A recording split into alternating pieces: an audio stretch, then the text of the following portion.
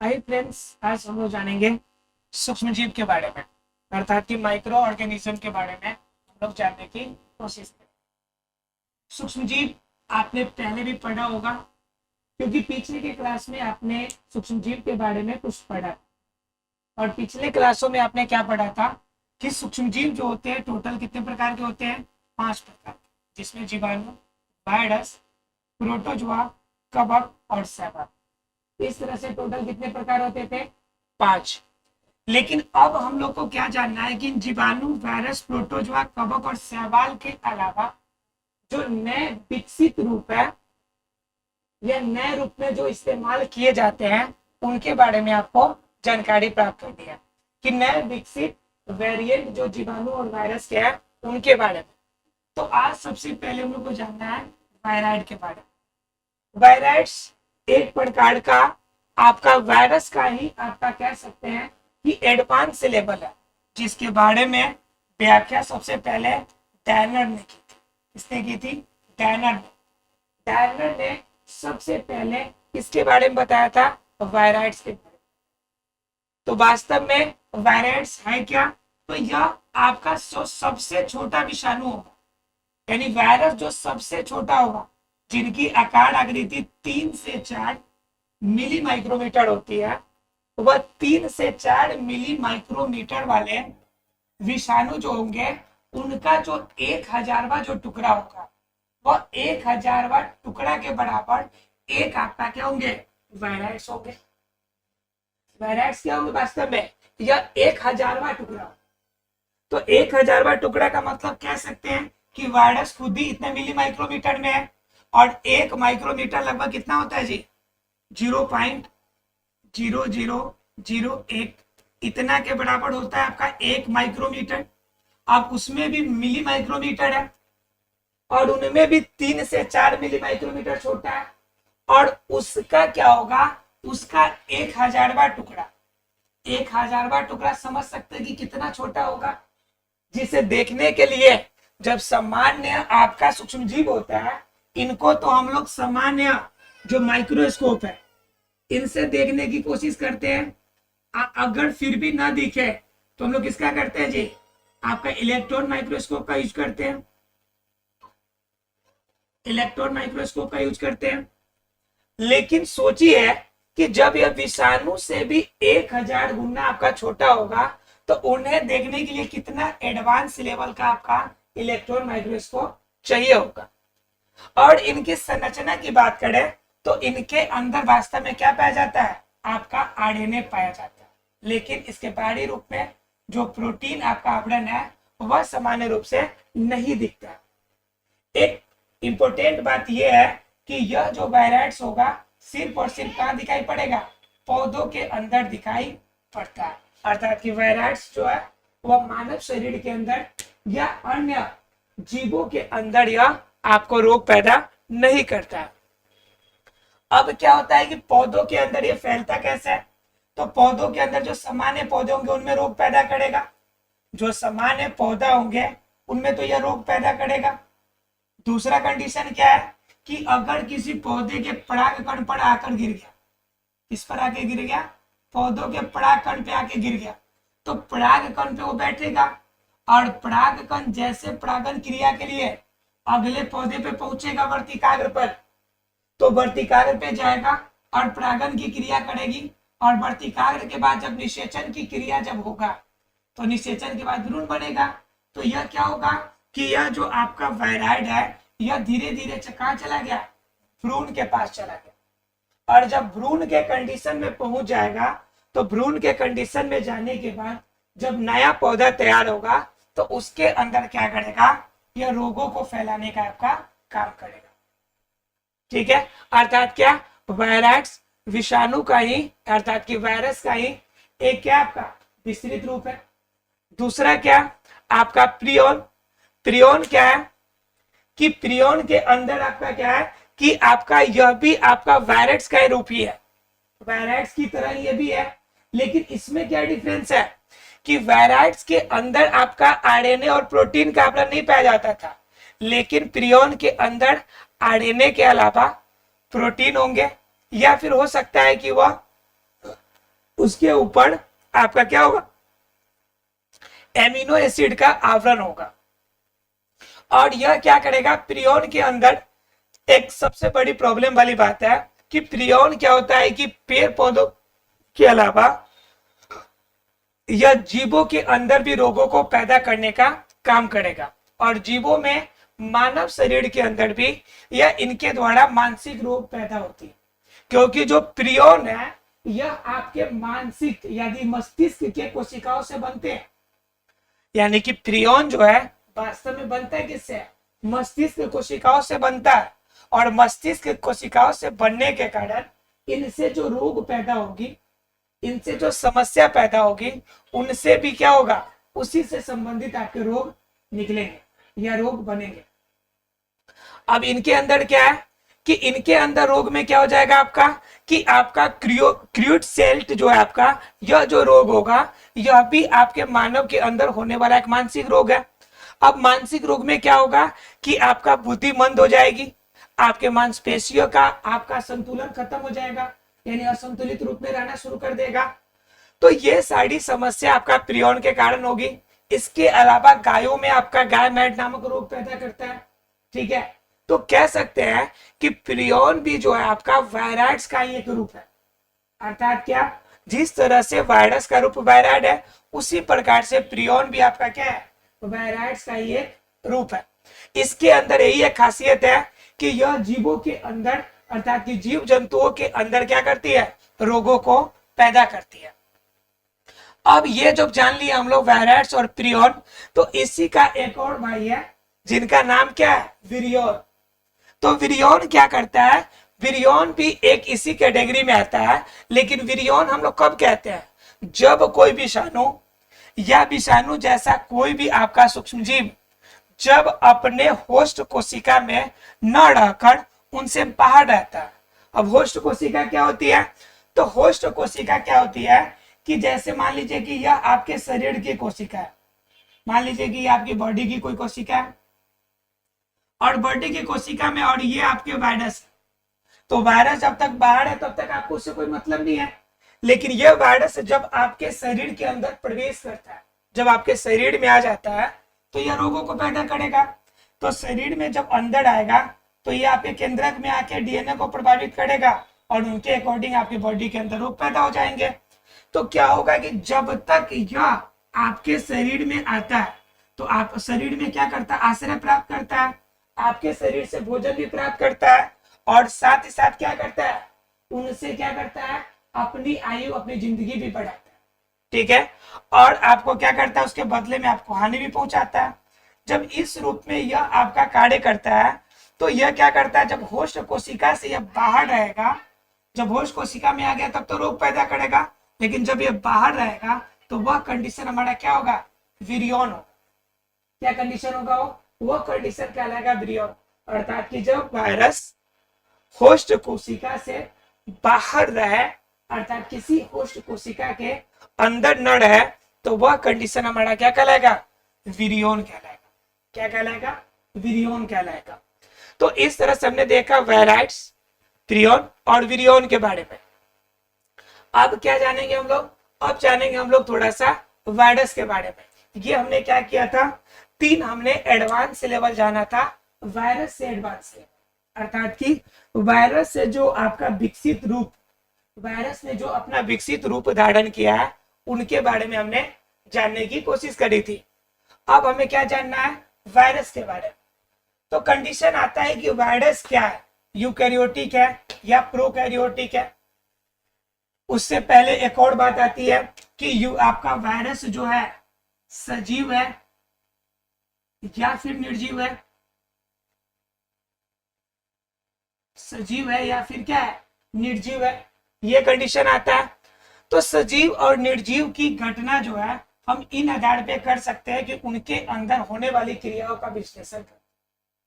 ठीक है, इसलिए सामान्य रूप से अगर पूरा विश्लेषण कंप्लीट हम करेंगे तो ये जानेंगे कि न पूर्ण रूप से सजीव में और न ही पूर्ण रूप से निर्जीव में रह सकता है। अर्थात क्या, यह सजीव और निर्जीव दोनों की बीच की कड़ी मानी जाती है।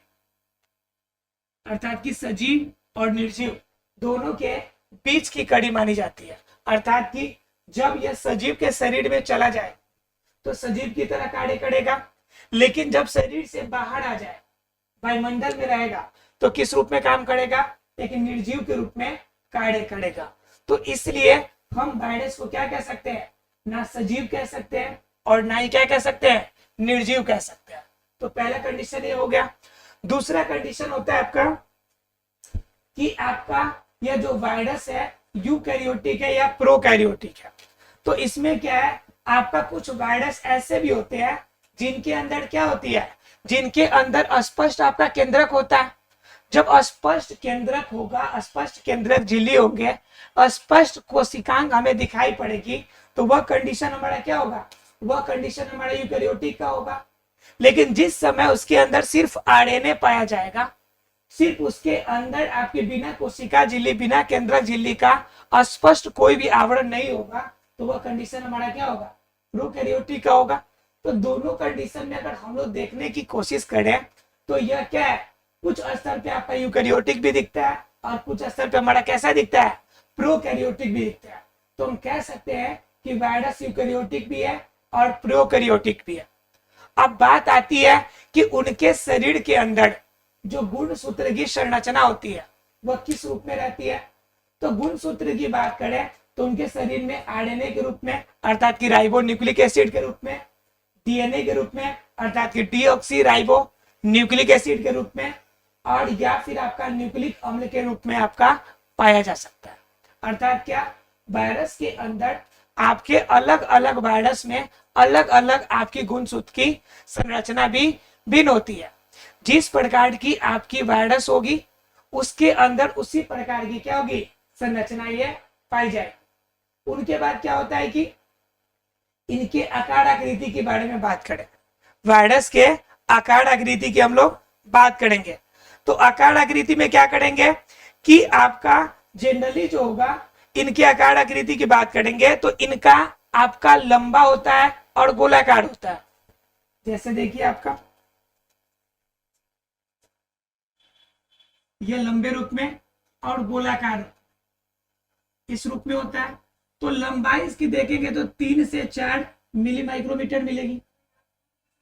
लेकिन जब इसकी व्यास की बात करेंगे तो यह इसकी व्यास जो होगी यह लगभग 20 से 80 माइक्रोमीटर तक की मिली माइक्रोमीटर हो सकती है।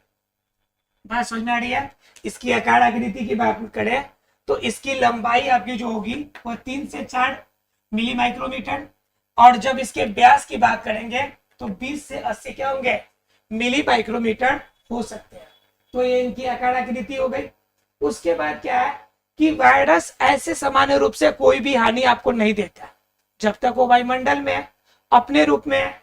लेकिन जैसे आप उनके लिए होस्ट सेल बन जाते हैं, जैसे वह आपके बॉडी में प्रवेश करता है, तब जाके यह आपके लिए क्या करती है? समस्याएं उत्पन्न करती है। अर्थात कि तब जाके आपको बीमारी उत्पन्न करेगा। ठीक है। अब क्या होता है कि यह वायरस जो होता है ऐसा तो है नहीं कि सिर्फ जीव जंतुओं को परेशान करता है, यह बहुत सारे पेड़ पौधों के अंदर भी परेशान करता है। और सबसे बड़ी बात एक और है कि वायरस की सबसे पहले जो पहचान की गई थी वह क्या की गई थी? वह तंबाकू के पौधे पर ही सबसे पहले वायरस पाया गया था और उसी वायरस की पहचान की गई थी। और यह जो आपका रोग था, यानी तंबाकू के पौधे पे जो यह रोग था, इससे हम लोग कह रहे हैं मोजैको। यह रोग क्या था हमारा? मोजैको। ठीक है। यानी तंबाकू के मोजैको आपका रोग में हमने क्या पहले प्राप्त किया था? सबसे पहले जाना था कि विषाणु पाया जाता है, विषाणु का भी कोई अपना अस्तित्व होता है, इसकी जानकारी हमें प्राप्त मिली थी। और यह तंबाकू के अंदर जो मोजैको रोग होता है वह किसके द्वारा होता है?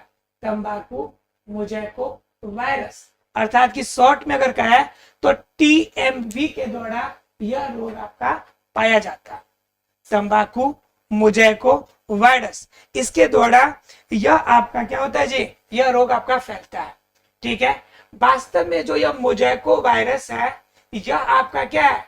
राइबोज है आपका। वास्तव में राइबोज, अर्थात कि इसके अंदर आरएनए के घटक पाए जाते हैं।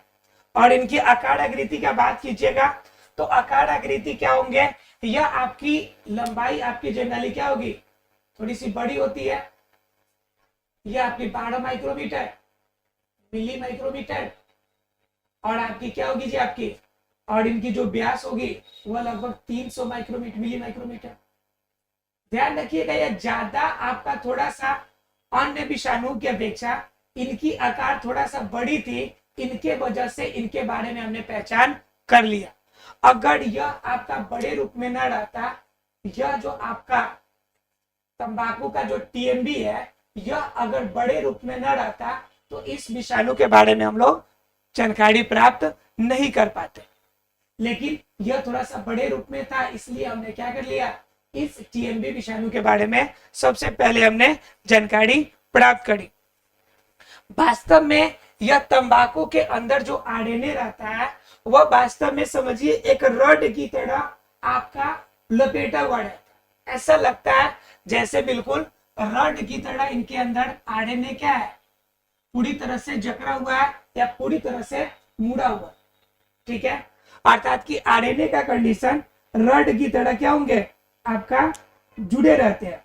अगर पूरी तरह अगर बात करें कि इसके अंदर आपका एक टीएमबी के अंदर अगर देखा जाए तो प्रोटीन और आरएनए, प्रोटीन और आरएनए की मात्रा का अगर हम विश्लेषण करें तो आरएनए 6% और लगभग 94% आपका जो भाग होता है प्रोटीन या अन्य भाग होते हैं, और आरएनए सिर्फ कितना प्रतिशत होता है, 6% इसके अंदर पाया जाता है, ठीक है। अब क्या होता है कि इनके अंदर प्रोटीन इकाइयों की बात करें तो वह कुल आपके 2130 आपके प्रोटीन इकाई इसमें इसके अंदर, अर्थात कि इस विषाणु के अंदर जो प्रोटीनों की संख्या है, इनके जो अणुओं की बात करेंगे तो लगभग 2130 प्रोटीन के अणु इसके अंदर आपके देखने को हमें मिलते हैं। तो कह सकते हैं कि सबसे पहले जो वायरस की शुरुआत हुई जानकारी वह मोज़ेक आपका तंबाकू पर से प्राप्त हुई है, और तंबाकू में जो रोग पैदा हुआ था सबसे पहली बार वायरस की वजह से, वह रोग था आपका क्या, मोज़ेक। और इसी मोज़ेको की वजह से हमने क्या करी थी, इनके बारे में जानकारी हमने प्राप्त करी थी, ठीक है। तो ये आपकी वायरस के बारे में हो गई। अब क्या हो गया कि यह वायरस जब पौधों के अंदर था तो हमने क्या कह दिया, पौधों यानी कि पादप वायरस, यानी पौधों में पाया जाने वाला वायरस। अब बात आती है कि क्या यह जीव जंतु या अन्य में, यानी जीवों में भी यह रोग पैदा करता है, यानी जीव जंतुओं में क्या यह रोग पैदा करता है, तो बिल्कुल करता है। जब यह जंतुओं में रोग पैदा करता है, अर्थात कि बैक्टीरिया या फिर अन्य चीजों में आपका वायरस जब रोग पैदा करता है तो उससे हम लोग कहते हैं बैक्टीरियोफाज। क्या कहते हैं इसे, बैक्टीरियोफाज के नाम से जानते हैं। तो क्या होता है कि पहले तो हमने आपका क्या देखा, पेड़ पौधों में विश्लेषण किया। अब देखेंगे ऐसे वायरस को जो वायरस आपका क्या करता है, मुख्य रूप से सिर्फ और सिर्फ पेड़ पौधों को नहीं बल्कि किसको नुकसान पहुंचाएगा, यह आपका बैक्टीरिया को नुकसान पहुंचाएगा। मतलब क्या, जीवाणुओं को नुकसान पहुंचाने वाला, अर्थात कि जीवाणुओं पर आक्रमण जो करने वाला विषाणु है,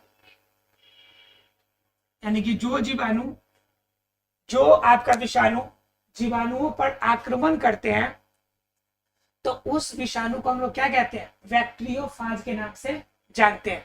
तो बैक्टीरियोफाज में वास्तव में होता है क्या विषाणु, यह जो विषाणु होगा यह इसके अंदर आरएनए और डीएनए होंगे और उनके ऊपर प्रोटीन का आवरण होगा। आरएनए और डीएनए के ऊपर क्या होगा, प्रोटीन का आवरण होगा। लेकिन क्या होगा कि यह जब तक वायुमंडल में है किसी भी तरह से किसी भी बैक्टीरिया को कोई नुकसान नहीं पहुंचाएगा। लेकिन क्या होगा, जैसे यह किसी भी आपके बैक्टीरिया के पास जाएगा, ऐसे मान लीजिए यह बैक्टीरिया आपका ए है, कौन बैक्टीरिया, आपका बैक्टीरिया ए है, और ये आपका क्या, आपका वायरस है। और यह वायरस जब बैक्टीरिया ए पर अटैक करेगा तो आपका पूरी बैक्टीरिया इसके अंदर, जो पूरा वायरस है इसके अंदर प्रवेश करने की कोशिश करेगा। प्रवेश करने के दौरान जो प्रोटीन वाला हिस्सा होगा, जो प्रोटीन का भाग होगा वो बाहर ही रह जाएगा और अंदर इसके केंद्रक में सिर्फ और सिर्फ क्या पहुंचेगा, आरएनए, और क्या पहुंचेगा, प्लस डीएनए। यानी कि आरएनए या डीएनए वाला पार्ट ही सिर्फ उसके अंदर प्रवेश करेगा, अदरवाइज जो प्रोटीन का हिस्सा है वो बाहर ही रह जाए। अब क्या होगा कि आरएनए और डीएनए अंदर प्रवेश करेगा, उनके अंदर जाके उनके गुणसूत्र में मिलकर अपना विकास करना शुरू करेगा, उस जीवाणु के अंदर विकास करना शुरू करेगा। जब जीवाणु के अंदर क्या करेगा, यह विकास करेगा, जब यह जीवाणु के अंदर विकास करेगा तो विकास करने के बाद क्या करेगा, यह केंद्रक के अंदर विकसित होगा, और केंद्रक के अंदर विकसित होकर क्या करेगा, इसके अंदर बड़ा सा जाल बनाएगा, अपनी जनसंख्या में वृद्धि करेगा। जनसंख्या में वृद्धि करने के बाद क्या होगा कि इनकी जो केंद्रक होती है, यह केंद्रक जो होगी आपका पूरी तरह से फट जाएगी। जब ज्यादा दिनों तक इसके अंदर डीएनए होगा और पूरी तरह से अंदर अपना डीएनए का जाल बना लिया है, तो डीएनए के आप जाल बनने के कारण जो केंद्रक का साइज बड़ा हो जाएगा, तो जब ज्यादा परिपक्व अवस्था में आ जाएगा तो केंद्रक क्या हो जाएगा, टूट जाएगा। और टूटने के बाद क्या होंगे, एक से बहुत सारे आपके नए क्या बन जाएंगे, यह वायरस बन जाएंगे।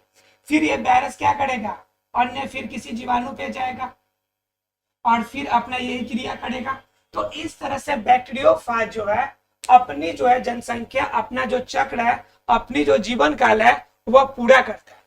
यानी बैक्टीरियोफाज जो है अपनी पूरी जीवन काल कैसे पूरा करता है कि आरएनए, डीएनए और प्रोटीन के रूप में ये रहेगा, और यह सामान्य रूप से अपना सिंगल स्टैंड के रूप में रहेगा। सिंगल स्टैंड मतलब कि कुंडलित, द्विकुंडलित नहीं, बल्कि सिंगल कुंडलित अवस्था में रहेगा।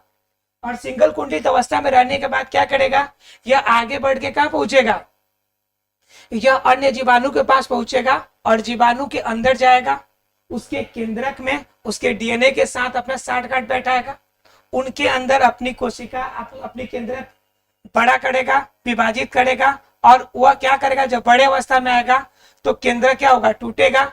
और केंद्रक जब टूट जाएगा तो एक केंद्रक टूटने से बहुत सारे छोटे छोटे आपके क्या होंगे, नई कोशिकाएं बनेगी, अर्थात कि नई आपके वायरस बनेंगे, और यह वायरस फिर अगले जीवाणु को टारगेट करेगा।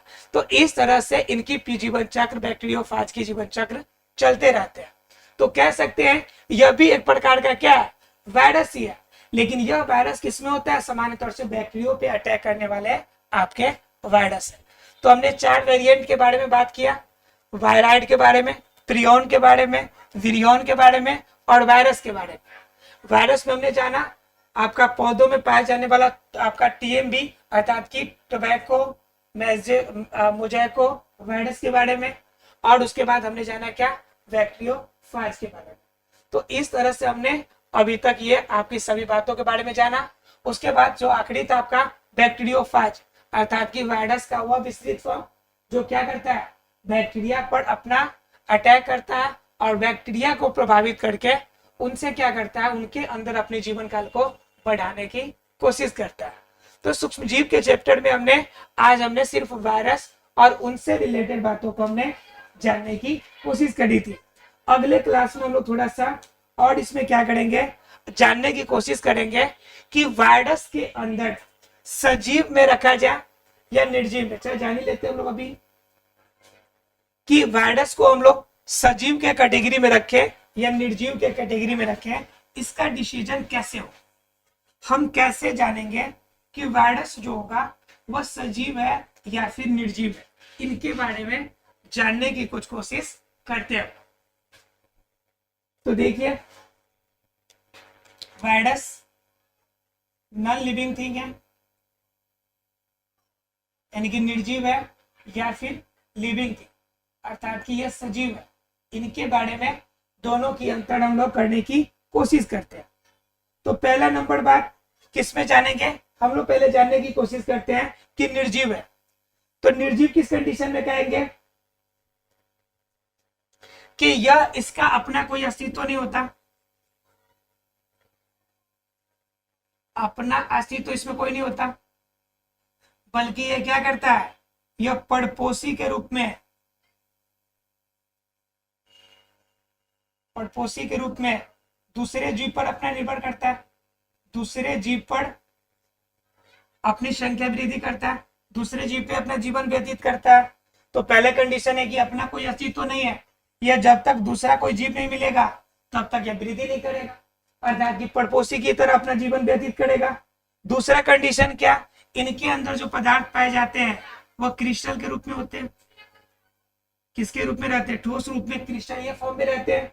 और क्या कि सबसे जो बड़ी बात है जो इसे नॉन लिविंग थिंग साबित करना चाहती है वह है कि इसके अंदर श्वसन जैसी कोई क्रिया नहीं होती, श्वसन होता ही नहीं है, अपना कोई अस्तित्व नहीं हुआ, यह परपोषी के रूप में दूसरे जीव पे निर्भर रहता है, क्रिस्टल के फॉर्म में रहता है, और इनके अंदर क्या होती है, श्वसन होती नहीं। और उसके बाद क्या, सबसे बड़ी बात कि इनके अंदर किसी भी तरह के उपापचय की क्रिया नहीं होती। तो हमारे पास साक्ष्य कितने हो गए, 4 साक्ष्य हो गए कि हम इसे क्या कह सकते हैं कि यह हमारा क्या है, निर्जीव है, इसका कोई अस्तित्व नहीं, परपोषी के रूप में दूसरे पर रहेगा। हम लोग किसके बारे में बात कर रहे हैं, ध्यान रखिएगा, हम लोग बात कर रहे हैं वायरस के बारे में। किसके बारे में बात कर रहे हैं, वायरस के बारे में। तो वायरस के लिए हमारा नॉन लिविंग थिंग का क्लू क्या है कि अपना कोई अस्तित्व नहीं है, परपोषी के रूप में दूसरे पर निर्भर रहेगा, यह क्रिस्टल के रूप में इनके अंदर पदार्थ पाए जाएंगे, इसके अंदर श्वसन नहीं होगा, और उपापचय क्रिया की तो कोई बात ही ना करें। इनमें ये 4 इनके पहलू है जो ये साबित करते हैं कि यह क्या है, निर्जीव है, अर्थात कि नॉन लिविंग थिंग है। अब क्या होता है कि इनके बारे में हम लोग लिविंग थिंग के बारे में जानते हैं कि लिविंग थिंग में क्या हो सकता है। तो इनका कुछ आकार आकृति होता है, अपना कुछ आकार आकृति होता है। जब आकार आकृति होता है तो कह सकते हैं कि लिविंग थिंग के अंतर्गत रह सकता है कि एक निश्चित अपनी आकार आकृति होगी। उसके बाद दूसरा आपका क्या है, दूसरे एक और जैविक क्रिया करती है, जनन की क्रिया। इनके अंदर कोशिका विभाजन तो होती है, इनसे नए कोशिकाएं तो बनती है, अर्थात कि जनन होता है। तो ये घटना क्या कह रही है कि लिविंग थिंग हो सकता है। और क्या जी, इसके अंदर शरीर में परिवर्तन अर्थात कि उत्परिवर्तन भी होता है, जिसे उत्परिवर्तन, जिसे हम लोग कहते हैं इंग्लिश में म्यूटेशन। क्या कहते हैं, म्यूटेशन या उत्परिवर्तन। तो म्यूटेशन या उत्परिवर्तन की क्रिया भी होती है। उसके अलावा क्या होती है कि बाहरी उद्दीपनों के द्वारा, यानी बाहरी वातावरण में उद्दीपन के आधार पे, उद्दीपनों के आधार पर इनमें परिवर्तन होते हैं। तो इस आधार पे हम कह सकते हैं कि लिविंग थिंग भी है, और इन आधार पे कह सकते हैं कि लिविंग थिंग नहीं है। तो इस तरह से कुछ इनके अंदर नॉन लिविंग थिंग के गुण और कुछ इनके अंदर किसके गुण, लिविंग थिंग के गुण पाए जाते हैं। इन आधार पे हम सीधा शब्दों में कह सकते हैं कि वायरस जो होता है ना तो नॉन लिविंग थिंग है पूरी तरह, ना ही लिविंग थिंग। इसलिए हम इसे क्या करते हैं कि सजीव और निर्जीव दोनों के बीच के कड़ी में। आशा फ्रेंड्स आज की टॉपिक क्लियर हो गई होगी सूक्ष्म जीव के वायरस के बारे में। हम आगे अगली टॉपिक पे हम लोग चर्चा करेंगे अगली क्लास में, और उसमें हम लोग जानने की कोशिश करेंगे किसके बारे में, जीवाणु और वायरस के बारे में, अंतर के बारे में। Thank you very much.